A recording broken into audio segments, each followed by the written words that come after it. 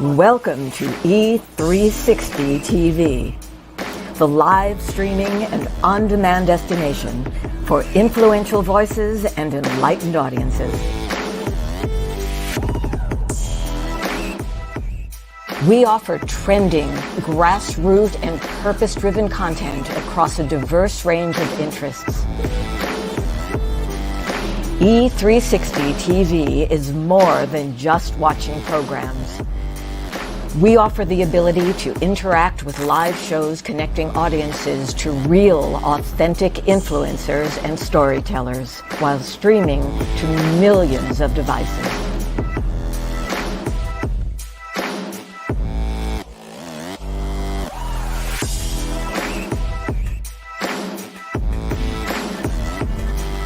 Real experiences.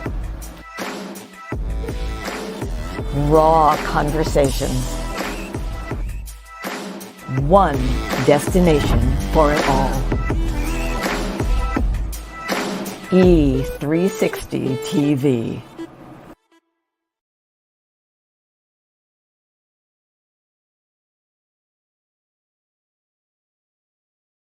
Hello, hello, hello. I have a question for you. Have you ever felt completely lost? You know, seeking purposeful direction that could and should propel your mission within your divine journey to that next level, but still it hasn't happened. Well, my name is Lauren Michaels Harris, and I'm the founder of P3, the Journey Series. People come to me because they're wounded. Many are scared, and even there are those who are bruised simply because they feel that they are increasingly, for whatever reason, losing their ability to dream. Now, this P3 program is not for a person who's just looking to start a business, no, but rather for those of you out there who have been on your journey and you've been navigating within your divine purpose, but you still desire to elevate to that level that you have not reached yet. If this is appealing, if this describes you, then I want to have a chat with you. I want to hear your story. So use the link below to get registered for your free seat at P3, the Journey Series. And let's get started, one story at a time. I'll see you inside. Click the link.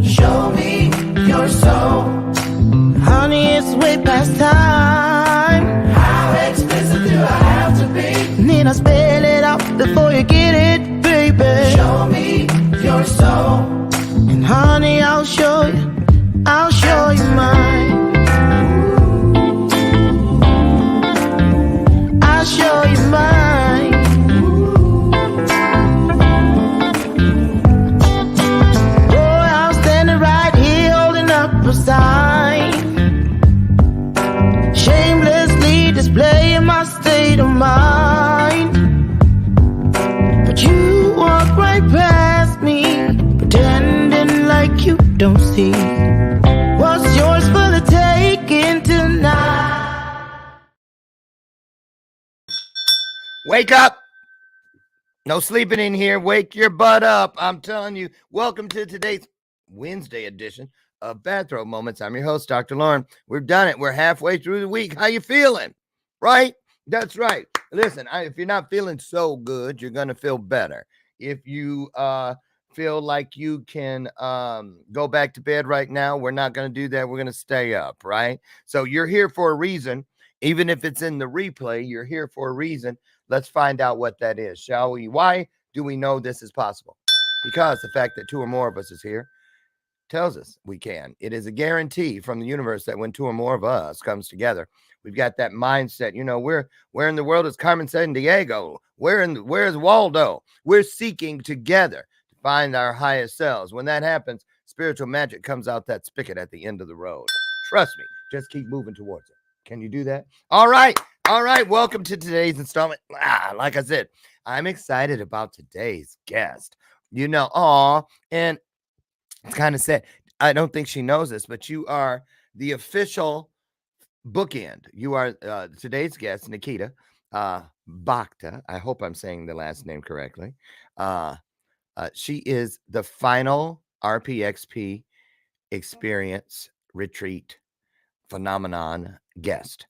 She is the last one out of that run for 2.5 weeks now. Every day we've had people from that experience, and she's wrapping it up. She's in the anchor position. So, not to take anything from the others, but I really believe there's something about her being last. You know this. You know what they say: saving the best for last.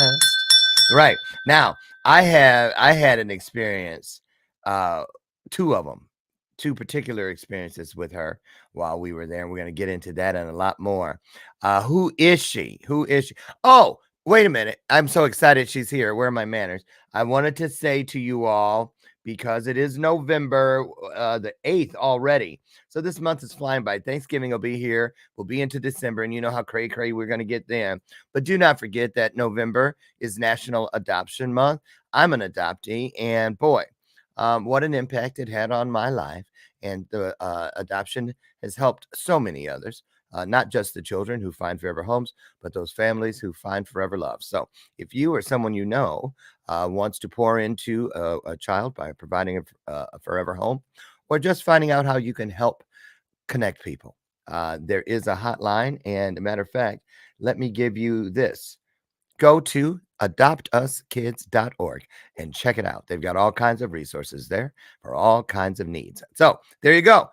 And so here we are today. Let me see. One more thing I'll show you later before we get out of here, but there is a 90-minute television special with one of my coaching clients, Robert A. Lane. He's an audiobook coach. That is going to be this coming Saturday at 1 p.m. Central. It is a free 90-minute masterclass going to show you everything you need to know about how to bring life back to that book you wrote ages ago. If it's a nonfiction work and it kind of died on the vine, you got boxes of the book in the basement or the attic, you know what I'm talking about? Well, you might want to come to this 90-minute masterclass to learn how you can breathe some life into that work. It's not done until the fat lady sings, and I'm barely getting started. Okay. Did I just call myself a fat lady? Okay, whatever. It's my universe. You guys are visiting. So anyway, who is here? Here's how she describes herself. She says that she is a compassionate, this is Nikita Bhakta. She says that she is a compassionate healer with a background in, oh boy, those words. Girl, I love when people say it. It's a beautiful word, but I always mess it up. Ayurveda? Y'all know what I mean. And intuitive body work. Okay. Her primary focus is in preventative practices, mindfulness, digestive health, and stress management. She comes from a lineage of East Indian women who have implemented, there it is again. Oh, Lord. Oh, I hate this. Ayurvedic?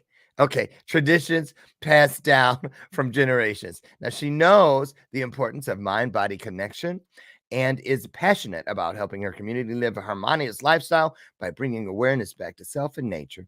And she provides her clients with an array of tools, resources, and pure presence. I love that, to awaken the healer within. Now, she has never been here before. This is her first time on the show. So you know what we do. We pour out everything we have. That is, in other words, put some hearts on the screen. It's our version of a standing ovation. It's the red carpet, because here she comes. Nikita is on the way.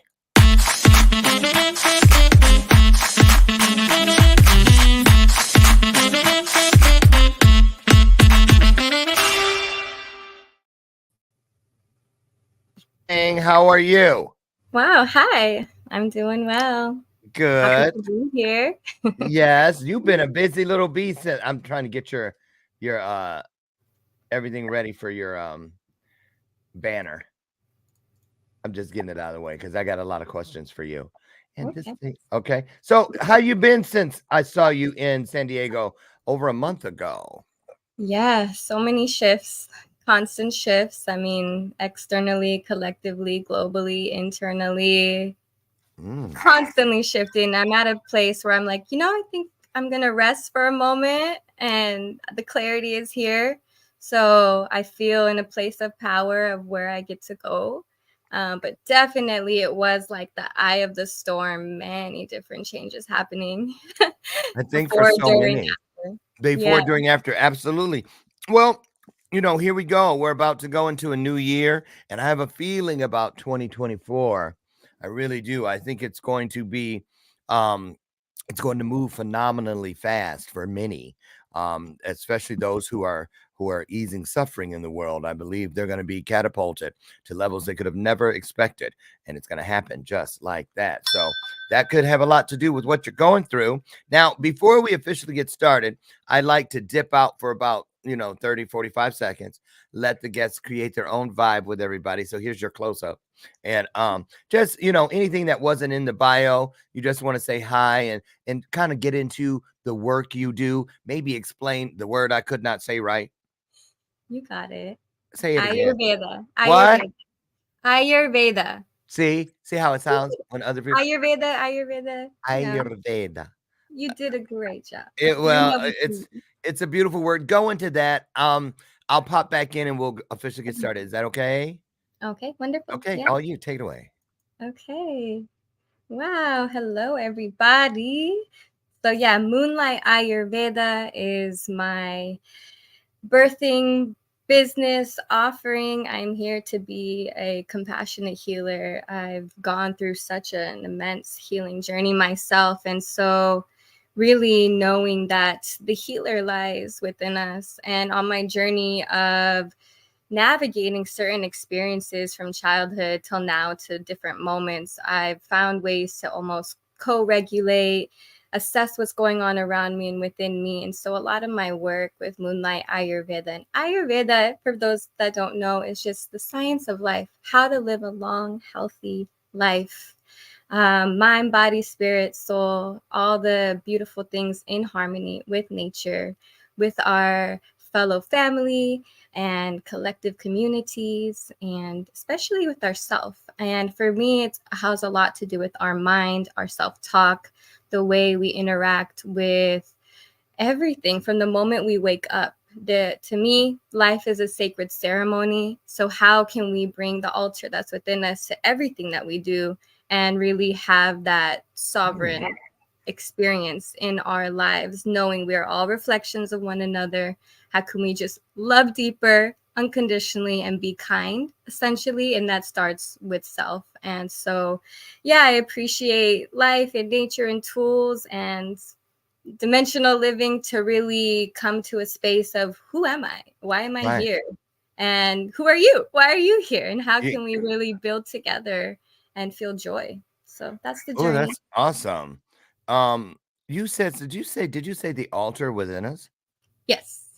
Explain that. I've never heard of that. Yeah. So through all my different ceremony work, I've noticed whatever I bring to the altar. Let's say there's a communal altar. Like, what am I bringing to the altar? What is my offering?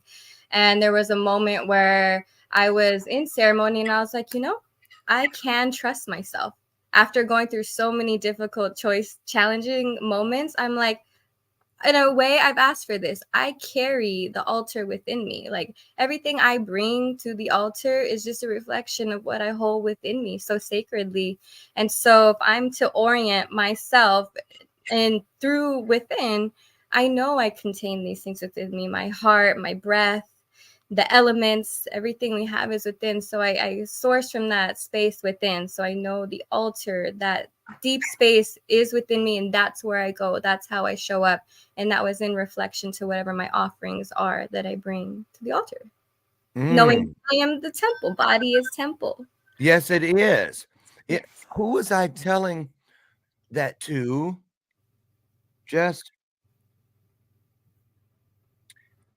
I think it was Mike. Yes. Oh.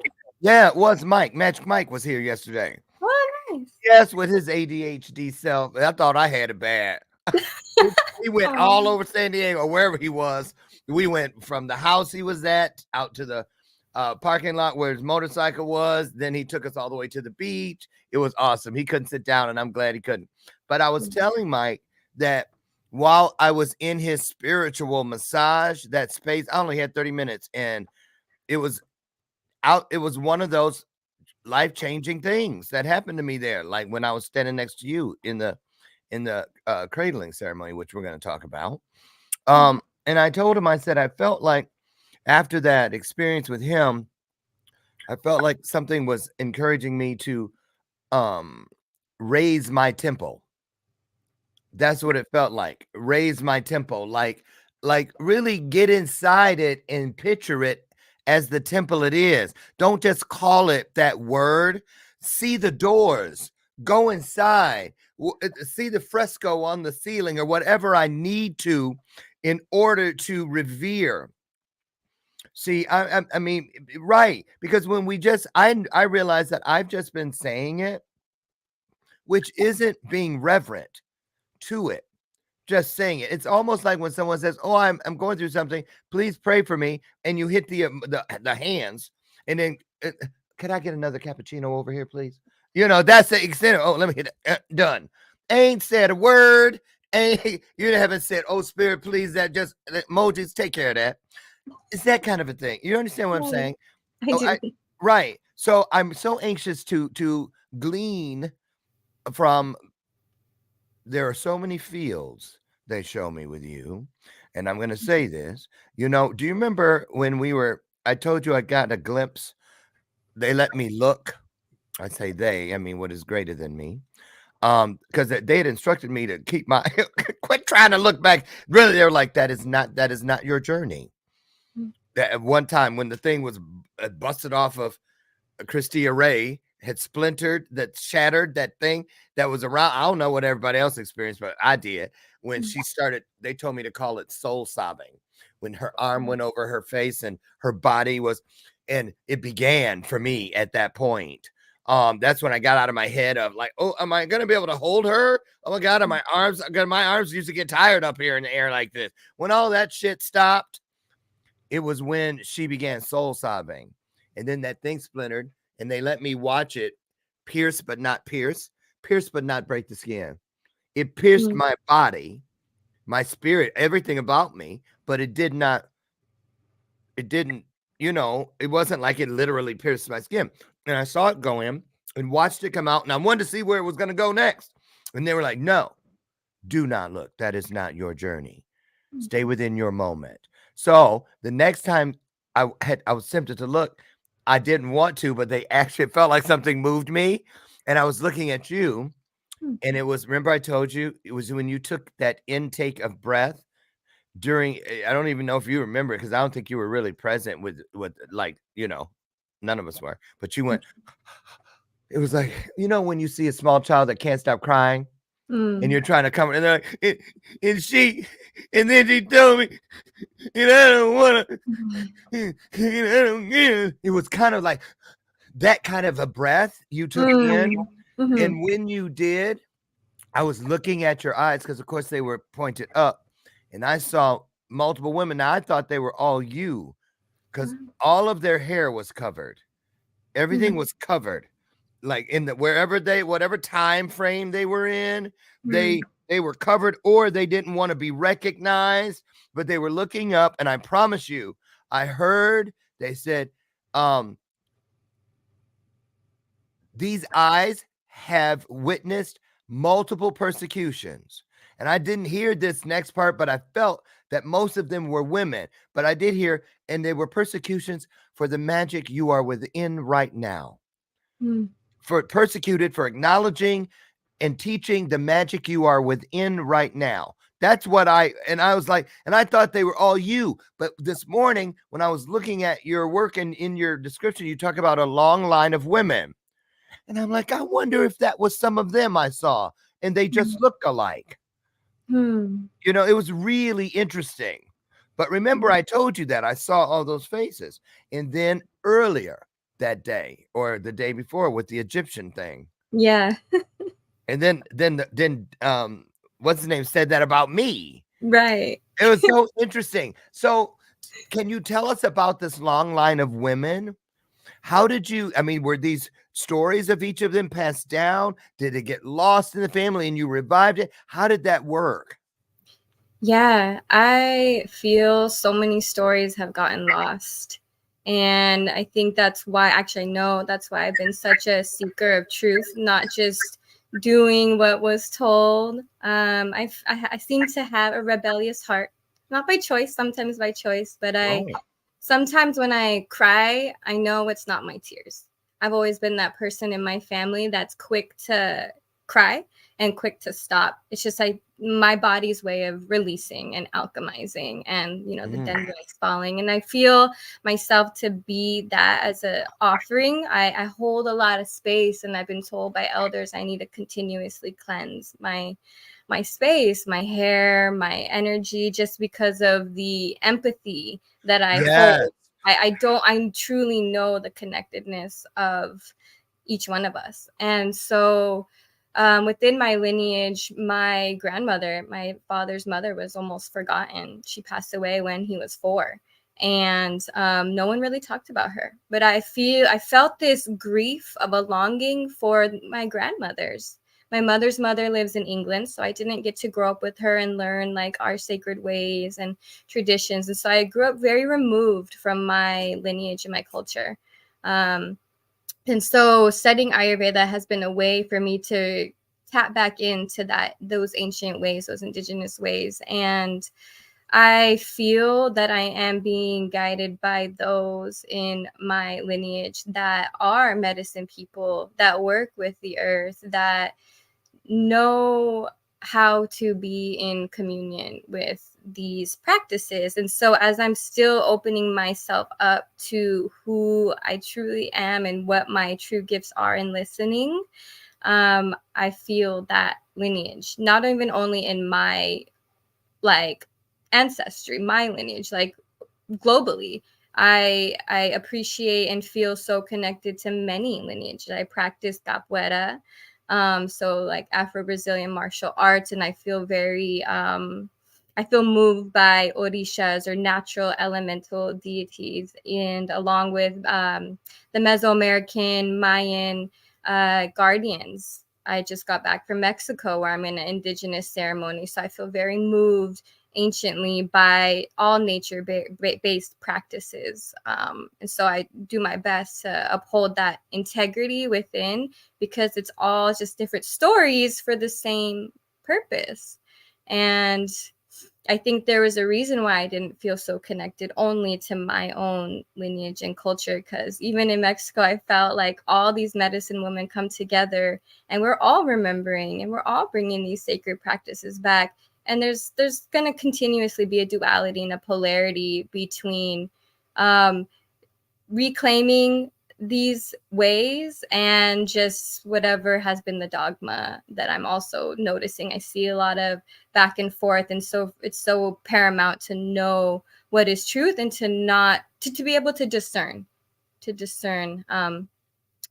yeah, I feel a lot of women. I've seen things, I have dreams, I've seen chaos and destruction and all sorts of things, including premonition dreams of those who are about to pass at times if we're close and related and loved. And so yeah, there's a lot that these eyes have seen for sure. Yeah, got that right. You see how I'm looking, right? And because I was going to mention it anyway, but I was listening to what I got a download when you just did it for the most recent time. And when you close your eyes, you go somewhere. And I was like, one day I'm going to ask her where she goes when she closes her eyes. And you know what they told me? They said she goes to the same place you go when you glaze over, but your eyes are open. Like right now, when I look over and I can see into another dimension. It used to be now in between, every now and then. And that, you know what I mean? Or I would feel like they would, like something took me there. But then I learned, earned, and grew my way, healed my way, found my way back to, I think, because I really believe this journey for me has been about, they've always said to me, it's about remembering who you really are, remembering yourself back to your original self, which is your highest self. A lot of us think we're going to some place we've never been. But no, it's about, for me, they said, it's finding your way back to what you've always been. Right. And it's so interesting. And so, and I realized the more I didn't think I was doing much as far as being a part of the awakening. Seriously, I just in the last year really realized how I have embraced my God-given universal powers. I mean it. And now I'm looking forward to a whole new place. And here's why I'm saying this, and I want to see what you think about this. I really didn't realize until like those moments, like when you close your eyes, I embrace them now. I don't just do it when I'm thinking about it. I let it just happen. And when you are open to that, it's incredible what's available. It's just incredible. And I thought people would look at me and think I was crazy. Like, what is he looking at? And no one even asks me. So let's talk about that. Where do you go when you close your eyes? And, are you closing them or are they closing themselves? That's a good question. They are closing themselves. For me, it's this place of a void, this dark womb where everything exists. And it just, as souls with these senses, we intake what's around us through our eyes, what we hear. And so for me, it's just a way to detox all the senses and go within. So I go to this place that's like a void where everything exists all at once. And it allows me to just come to that place of stillness. I also have that where I look to another space as well. And I'm just like, oh, okay, there's something there. I think there's something with the way the eyes move as well that can inform our inner knowing.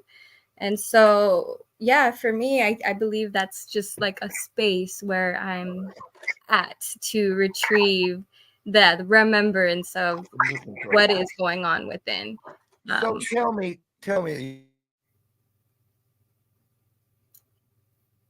I think you froze for a second.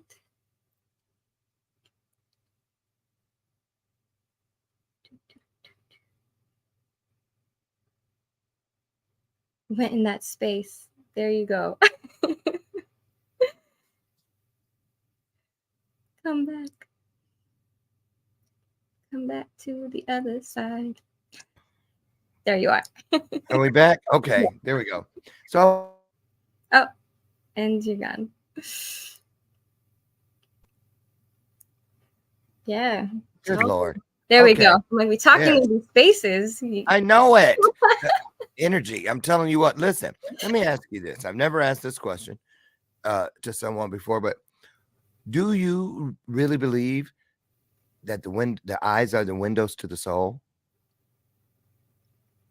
Because you use your eyes so much. Yeah, definitely feel the eyes are the windows to the soul. The heart is the seat of the soul. What is that?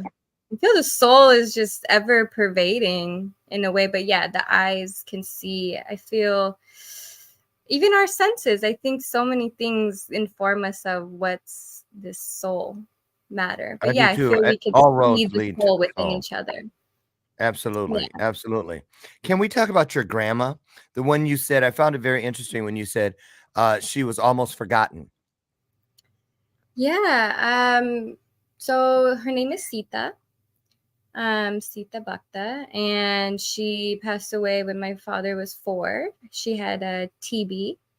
And so I just know her to be a spiritually devout woman. There was not really much talked about her. Like I said, my grandfather remarried when, soon after she passed. And unfortunately my dad's mom, my grandma, she didn't really appreciate or I'm being mindful of how I want to share this, but nobody really put her photo on the altar. It was in a drawer.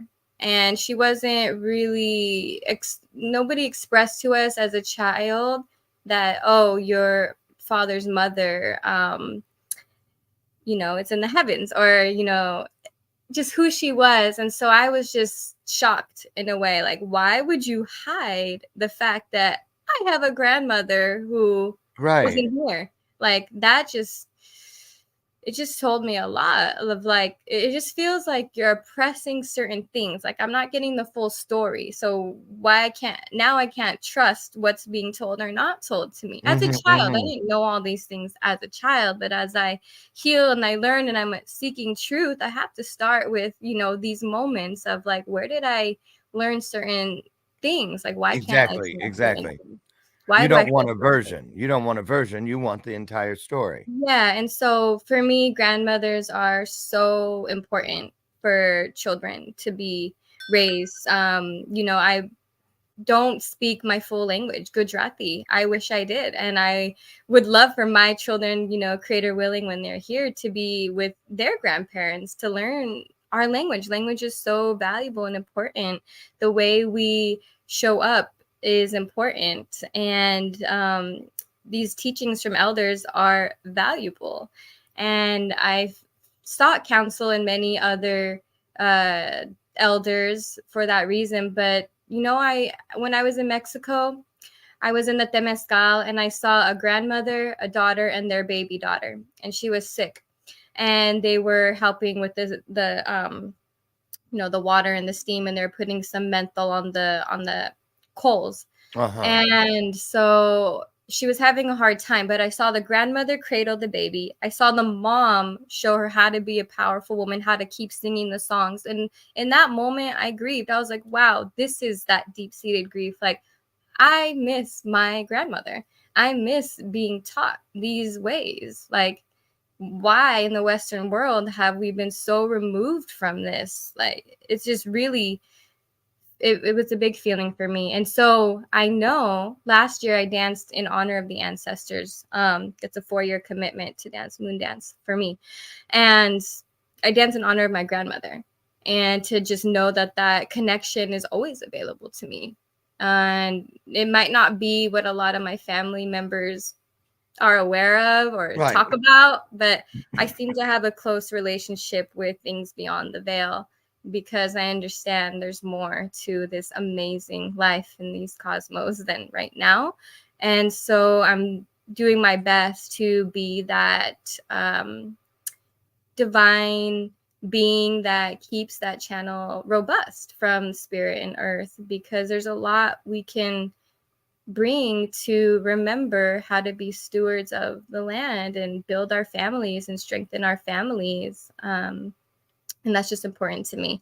And so, I remember my grandmother. I asked stories. I asked my father stories about her. And there's moments where he's shared and he's cried. And I could just see like parts of him reintegrating to be able to express that there's the deep mother wound there. Like, I feel my father had 3 daughters just for more love. I honestly do feel very connected to my grandmother Sita. The whole ancestral. I wonder why it is, when it comes to ancestral things, you hear a lot of people, generational curses, sins of the fathers, this and the other, but nothing in the other direction, so to or much to speak of, as far as, because they took me somewhere once, and I watched. I literally was able to watch one of my ancestors bequeath me all of his leftover, all of his overflow, because he was panicking that it wasn't time. I'm not finished, because the time he lived in, he wanted to make big change, but his hands were tied, literally, because he was a slave. Excuse me. And he started to panic. And they said, look, I'm watching this in my driveway with this phone in my hand. And because I'll tell you what happened. I had floodlights put in, and my kid, hi Darius, who he's really like a nephew now. I just love him. He said, they're gonna come on, Unc. The light's gonna come on at 7:30. So I was like, okay, I'll let you know if they work. So I'm out there, and instead of like kind of looking away, I'm right up on the thing of lights, right? And 3, 2, and they did. They came up, so I couldn't see. Oh, and I was waiting for all the dots to leave, and then I saw the 2 slaves standing there talking, And he was saying that she was begging him not to run again. And she was like, why would you do this? You're so selfish. He goes, I'm anything but selfish. She goes, but last time you did it, they took your foot. And he says, but it won't happen. And she goes, how do you know? He goes, this is different. She goes, how is it different? He said, last time I was running from something. This time I'm running towards something. Mm. And she goes in, okay. And he goes, and this time I'm not even running for me. And she said, well, you don't even have a family. You don't have a wife. You don't have any kids. If you're not running for yourself, who could you possibly be running for? And he goes, this time I'm running for him. And he pointed, and I saw myself standing in my driveway holding this phone. And I was like, it was incredible. And Wow. that's when they told me it was like they said, this is like the Star of Bethlehem story. You know, that's what that is. It isn't like they like walked, okay, turn left. Look, the star's turning right. No, it's to let you know that there are those who are coming, and don't panic. And so I believe that, and at least in one case, one of my ancestors really poured his dreams of change, social change, and the work I do today. He bequeathed it to me because he said, so who is that? And they said he will start life as Larry, but he will leave life as Lauren. And he goes, and he's going to do great things. And he goes, oh yeah. So I can trust and leave all this to him. They said, you may. He goes, and that's what I do. I give all of my overflow to him. And I'm telling you, you know, it's true. It's a true thing. You're right. I have a mother in my adoptive family, the one who died, and then I entered the system after she died. She's been dead over 50 years and has no head marker, no gravestone. And I'm about to take care of that. Because you're right. We forget in so many cultures, it's all about the elders. They honor it is like in so much magic is being lost, just going down the drain, you know, because of that. So let me ask you this. Now that you found that, it feels to me, and I think you can speak to this, it feels like you've been given the task of being the person, you know how they had the Ark of the Covenant inside of that thing and people carried it safely to safe places. You know, it feels like you are that person in your lineage now to gather it all together, put it somewhere so that it can be revered and honored moving forward. Do you feel that? And how does that play into the work you do with others? Because I have a feeling people are drawn to you for the things that were drawn to you to do in this world. So talk about that if you could, Nikita. Yeah, I feel there are certain things that have been gifted to me. I'm still wondering if it is so much entirely my lineage. I am in that process of reclamation still within my own lineage. Like I said, I didn't grow up so culturally. But I, sometimes in my own lineage, I'm not Indian enough. And I am finding the balance between what I'm really here to bring back within that, whether it's like yogic practices or just a lot of people actually, don't, how can I say? Our culture is so diverse that I am finding what it means to truly be alive and revere to what feels authentic for us, not just because. For me, it's really, who are you? What is our connection? Not what this is what we've built. This is what we have to offer. This is what we're passing down. And it's very patriarchal. So for me, I feel I'm infusing that unconditional love back into everything that we represent as a family. And that comes with knowing who we are. One day, my dad told me the hardest thing to do is be yourself. He told me this at a dinner table. And I was like, that should not be the hardest thing.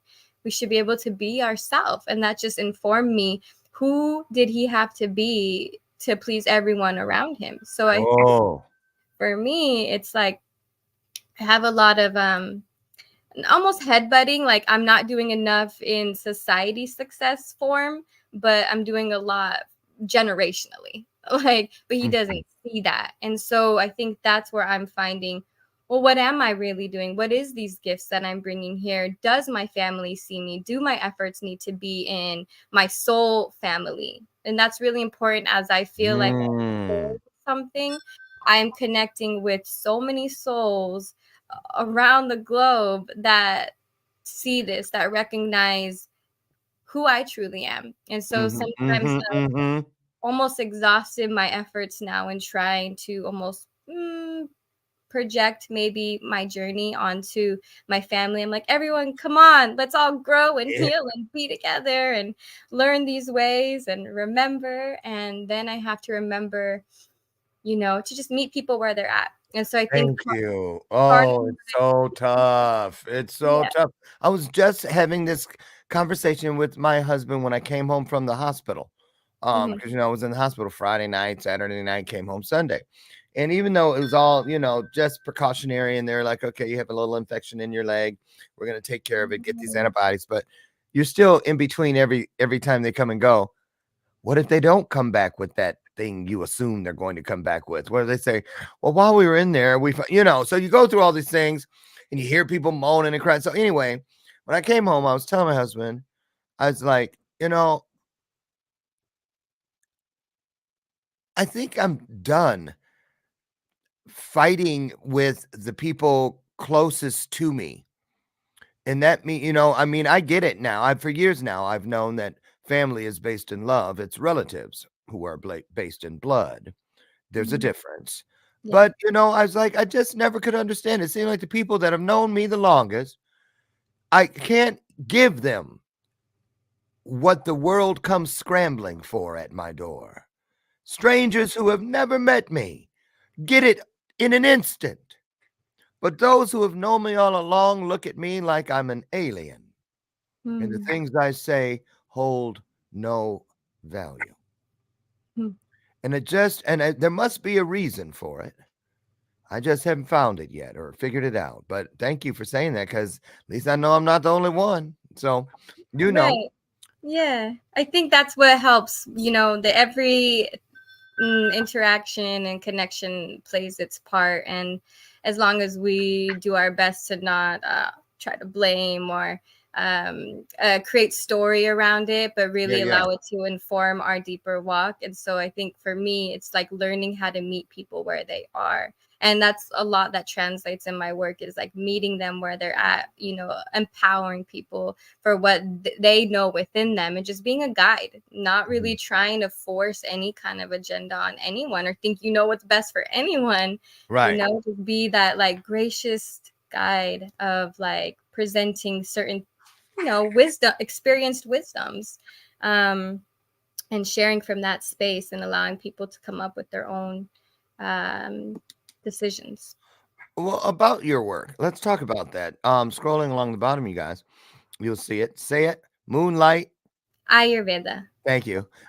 .com. And what do people find there? Let's talk about what you do to help in the easing of suffering with people, i.e., your clients. What kind of people come to you, and when they come, what do they come hoping for? Yeah, so some at times we are still learning to come more for preventative practices. Ayurveda is a lifestyle. It's a way you can implement these ancient practices into your daily walk. And so sometimes I have clients come to me that have exhausted their resources with certain Western allopathic measures. And so it takes time, if they are already on multiple medications, to I wouldn't want to recommend certain herbs for them to take right away, because that's just another thing that they need to do. So we meet them where they're at. And some people come for just relational issues, mind, stress, digestion. Well, the gut brain is what is going to inform most of our thinking as well. So the ones that come to me also have a lot of body, have certain body aches. So one modality I really appreciate offering is Shirodara, which is a steady stream of oil, warm medicated oil across the forehead. And that allows the whole body to Oh, drop into parasympathetic and heal itself. So I really am a firm believer in intuitive touch, and I love coming up with different teas and really allowing people to build their own relation with what they are consuming and with our breath. So it's really an array of practices. We have a consultation, and it just depends on what we are addressing to what our journey will be. And that it's a willingness to show up for that journey. So is this the oil thing? Yeah, that's the oil. Okay, because I saw that and I was like, is he getting his head waxed? I didn't know. He's going Okay. to a mountain. So tell us what's happening there. Why can you walk us through? I didn't know this even existed. I see copper. I know that's purposeful. Talk Yeah. about this. Where did this originate? What does it do? And how do people know about it? Yeah, so a lot of people are starting to learn the word Ayurveda, let alone Shirodhara. So Shirodhara is basically Dara is a steady stream and Shiro is head. So a steady stream of a specific oil based on your unique mind body constitution. And it is circulated. This vessel I have can regulate the temperature. So it's about like a 98 to 100 degree temperature, just warm enough, not burning, that relaxes the top, the line right here, the third eye, and all the other marmas that are contained within the head. It's very nourishing for the tissues. And what it allows people, there's different layers. So I'm just holding space. First, we'll start with like a head massage and work on certain marmas. I've also studied craniosacral. So I'll do some craniosacral that also helps the body relax even more. The body is so intelligent, knows how to heal itself, provided you can create the space for it. And essentially, that's what's happening here. As I'm just gliding this oil across for about 45 minutes to an hour, depending. I'm just very present to the different subtle energy dropping deeper and deeper and deeper. And then I'll know once it's complete. And after that, if people come off the table just like completely renewed, looking 10 years younger, very relaxed, making different choices as far as like maybe less electronics. Now that their mind feels more at ease, we're just more mindful of what we consume and the choices we make. And so, yeah, Shirodhara is a phenomenal treatment session. What part of the world does that originate from? India. So that is an Indian. Yes. I've never heard of it. So what's in this oil? Is is the oil the same for each person, or? No, so there's Vaidyas and medicine men and women that make certain blends of oils. It has so many different herbs in it that I don't have like the full list of it. But it's an array of beautiful herbs like that nourish the mind. And so it could be based in a sesame oil base, and then it's just cooked with a bunch of different herbs. So they are already formulated from years ago, thousands of years ago, and we just use those oils that are specific. There's some that are more that can be for different constitutions, like to relax the mind more, to nourish the mind more, to cool the mind. It just really depends. We'd have to have like a consultation to know which oil is best, but there is like a more standard oil that can be used. How would a person know this is something for them if they've never done it? What would the things that make them go, what'd you say? It can do what? You know what I'm saying? How do people find their way to this? Yeah, they can't, I think question. anyone can truly benefit. There's definitely contraindications and times you don't want to, like if you're experiencing fever and but generally most of the world and people can experience this. It's so nourishing, just even for our hair, our scalp, our mind. It just really drops the stress level. Like my father, after he finished, he's like, wow, he dropped like 50 layers of stress. And another marketing client of mine, she's like, I had like no thoughts. Like, where did I just go? What is this? So it's really for any business professional, any mother, father, really, truly anyone who wants to experience it, I feel I is just a heard a viable. whisper. I just heard a whisper. They were like, Lauren, it's almost like a massage for your spirit or your soul. Definitely. That's what they Yeah. were just telling me. Yeah. It's like we have a full body massage. This is different. This is the same thing but different. Yeah, and for my sessions, I do go over the full body with hot oil too, just because I think it's a nice added touch. But yeah, my clients, like, he transported somewhere. He said his spirit was really guided to a different place. So it's really whatever the client's willingness and openness is to receive is where it will be. There's ways you could prepare as well, because if you just came from a highly stressful situation, or you're consuming a lot, or you ate like a heavy meal, then it's going to take a few more times. So it's really a way you want to prep to receive, and then you'll go deeper. So I want to know, man, we have like 4 minutes left. I told you, I knew it was going to fly by. Your trip to Mexico, to the pyramids, was that like your own? You know how teachers and people that are licensed have to go get continuing education credits. They go to these things. Was this something you do to pour into yourself, because you hold so much space for others, to make sure to keep you at your best? What did you go there hoping to achieve for yourself personally, and did it happen? Yeah, so moon dance, Danza de la Luna, is a Mexica ceremony passed down from Abuela Malinali, is the lineage I'm in. And so it's really just a way to come together and pray with intent. Everything that we do there is extremely intentional. We make 52 prayer ties. We utilize the sacred plants and elements in our prayers, like tobacco, sage. Different. We make. There's so many beautiful things. Like, I could go on about it because I just got back from there, but it's very specific in honoring the 7 sacred directions. We sing songs that are in prayer form in Nahuatl language, in Spanish, in English. Mm. There's a mother drum that holds the vibration as we are creating sacred geometry in honor of the moon. So it's for the celestial, for our ancestors, for the earth. It's really an offering of our blood, sweat, tears, and love for a greater harmonious humanity and purification of our own spirit. I feel like it's shadow dancing.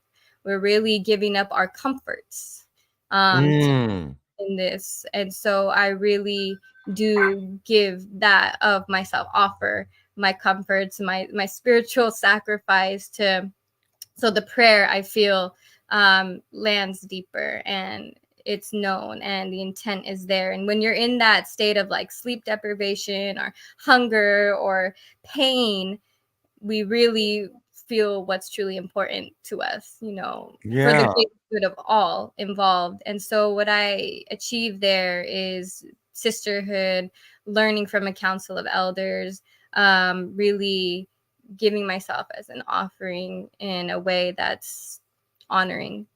That's Um, awesome. yeah, and so I go 4 years. I am a pipe carrier, so I carry a sacred pipe that we pray with, and so it was a 4-year commitment. It was my 3rd year this year. Next year will be my 4th, and then we can, continue from there. It's just From there. really cool, as Aw. amazing. Oh, thanks for sharing that. Listen, as we get out of here, we got 2 minutes. What would you say was your biggest takeaway from the RPXP retreat? And I hope next time your oil ceremony is available. You know Ooh, how they let us sample all the gifts and stuff that people have? I certainly hope that's one next time, or I can catch it somewhere because I'm interested. yeah, that's a great idea. I would Yeah. love to offer that. Um, yeah, so my biggest takeaway, I would say, is it was really the connections that I made there, with the individual people, to know that health and wealth go hand in hand and is our birthright. It was beautiful to just come together, and witness everyone's own personal transformations, I think what happened was with the individual connections, mostly. The alchemy that is contained within that. So yeah, I would say that would probably be my biggest takeaway. It's just coming together with people and I know, it meeting. was awesome, wasn't it? It was Yeah. really beautiful. I am so excited for all that you do and are continuing to do to help heal and ease suffering in this world. And I love it when I meet people who do things I didn't even know existed. I think it's just wonderful. Continue. And I can't wait. I know you're going to write a book about women in your lineage. I have a feeling, or so, I just there's something you're gonna do. And on the screen, you guys, are two roads to Nikita. Up top is the website, and below is LinkedIn. So both of these have already been dropped in your comment section for easy access. Get over and check her out. And thank you so much. I'm so happy that you're happy, and I look forward to all that you're going to do in the new year and beyond. And anything we can do to help support you, make sure you reach out. I will. Yeah. Thank you for having me. It's Of beautiful course. to be able to express and share. And thank you for the Thank you. space. Thank you so much. And thank all of you, whether it was live with us this past hour, and I see you all out there, or you've caught the replay. Listen, thank you for being a part of me finding my highest self today, in this day, Wednesday. And tomorrow, God willing, I'll meet you over on the front porch and we'll do it all over again. I tell you every day as we get out of here that I love you with every piece of my being, every piece of it. And there's not a damn thing you can do about it. So there. Have a great day. I hope to see you tomorrow. Get out there and change a life. Start with your own. I'll see you then. Bye. Thank you so much, Nikita. Great job. Thank you. Thank you.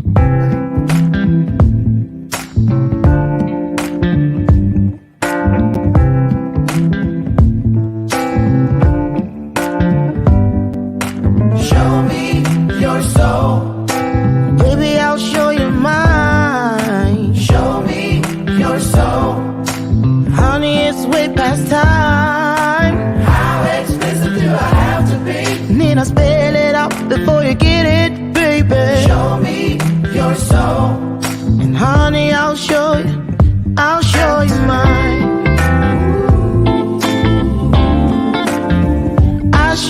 mine.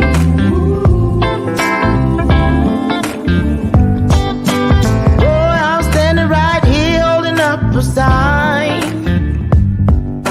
shamelessly displaying my state of mind.